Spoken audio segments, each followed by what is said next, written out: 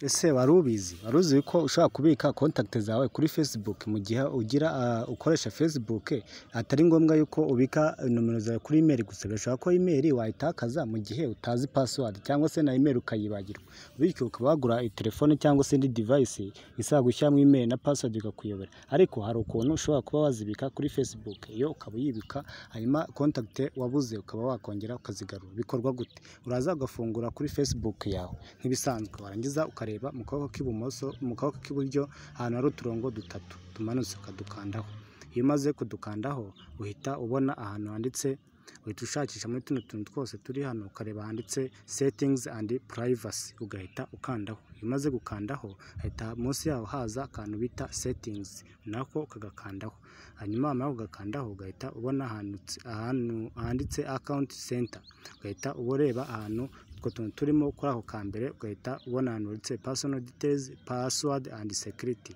Twebwe icyo dushaka ni password and security, ukongera ugakandaho. Iyo umaze gukandaho uhita umanuka ukubonye utuntu twinshi munsi ya account yawe.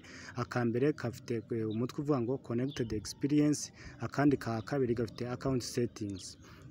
Twebwe icyo dushaka ni your information and permission, urahita ukandaho. Ubwo ni aka kabiri kuri uriya mutwe wa kabiri, ni aka gatatu ku mutwe wa kabiri. Hano twebwe icyo dushaka ni uploadinga aba contacts cyangwa se nomero zacu zo kuri telefone cyangwa kuri sim card, bityo kizihita zigenda zikibika kuri Facebook. Igihe cyose twazabura device tukaba twagira gute, twafungura Facebook tukongera tukazigarura. Hano twebwe turashaka ahantu handitse upload contact, vango munsi handitse hari ibyo turi kubona byanditse ngo access your information, download your information, transform a copy of your information, search history. Hepfo hari handitse ngo your activity of meta technologies, ahandi akanditse specific and partners, ahandi akanditse upload contact. Vango tundi natwo natubasobanura, ariko aka kanya reka mbanze mbabwire kuri upload contact. Urahita ugenda ukande kuri upload contact, utegereze harahita haza account yawe, harahita hazaho your contacts, Facebook and Messenger. Ku bantu bafite app ya Messenger nawe ushobora kuba wasevinga aba nomero zawe, ushobora kuba wabura ukaba wazisevinga ukaba wazazigarura cyangwa ukazongera kuzibona igihe ushakiye. Twebwe hano turashaka gukoresha Facebook, urahita ukanda kuri aka kambere ka Facebook. Noneho muri kubona ahantu handitse ngo upload contact, urabona kuri upload contact hari akantu gafunze mu kaboko k'iburyo. Hano twebwe hano ni amabwiriza yo kutubwira, kandi muri kubona ko hari hasi hari zero contact, ngo nta muntu n'umwe nabitseho kuri Facebook. Aka kanya ngiye kukwereka buryo kigiye kubashyiraho, nawe utore telefone yawe ubyishyirireho. Hano nibirangira urahita uza ukande kari akantu kagire on, numara kugakandaho ahita haza akantu kanditse ngo turn on and Skype.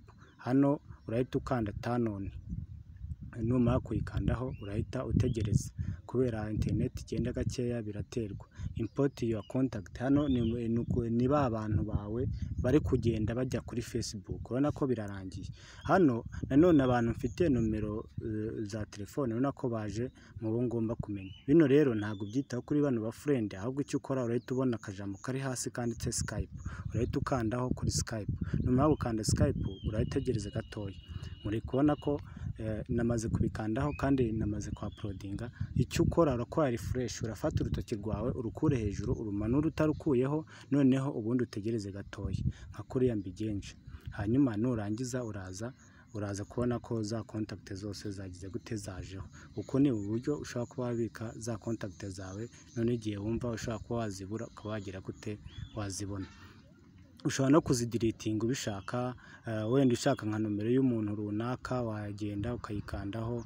Urugero wenda ushobora kuba wakanda nko kuri nomero y'umuntu hano, wenda ukayikandaho gutyo. Iyo ikanzeho hano urabona ko hitiza, ukaba wayandika cyangwa ukayikopiya ukayikoresha icyo ushaka. Bivuga ngo za nomero zose wabuze kera, hari ukuntu umuntu abura nomero akabura n'ahantu yayishakira. Hano rero nibwo buryo wakoresha mu gihe buriya buryo bundi bwanze. Ushaka kudeletinga all contact ubishaka cyangwa se ukabyihorera.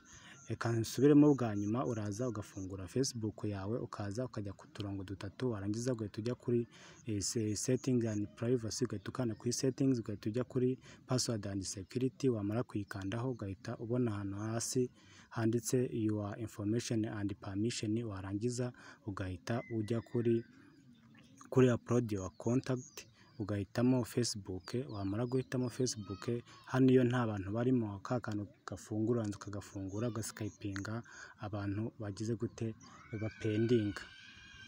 Okay, ndakomeza mbasuhuza mbabwira ngo share, comment ndetse na subscribe niba ari ubwa mbere uje hano, kugira ngo tubashe kubana, nanjye mumfashe nyine nzamuke kugira ngo njye ndushaho gukora ibiganiro byihuse. Murabona ko abantu bareba ni bakeya kandi bafite ibiganiro byabafasha. Murakoze.